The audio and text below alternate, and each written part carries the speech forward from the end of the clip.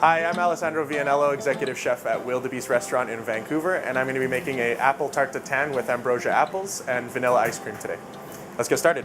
We've got these beautiful ambrosia apples here, so what you want to do first is we're going to peel them and core them. You can cut your apples into quarters, and then we're going to cut them in half again. And that's the size you want right there, in eighths.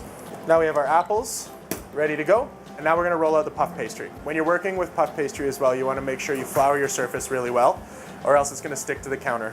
Ensures that you're going to get a nice even sheen when you bake it as well. And you can buy puff pastry from any of your local grocery stores, or you can make it yourself. Flour both sides, starting from the middle and rolling out always, so you get a nice even layer. And you want to roll it out to about 1/8 of an inch.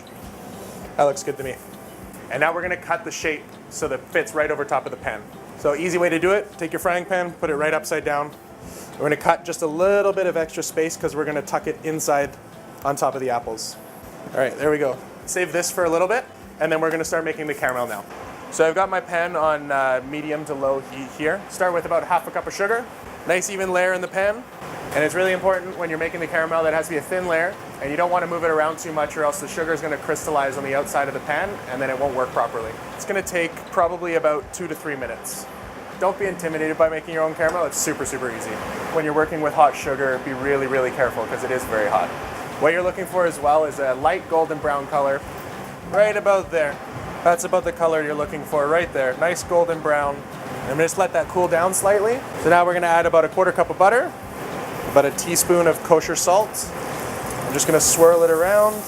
This is going to stop the caramel cooking. And lastly, a little bit of lemon juice. That's going to give it some brightness and play really well with the apples.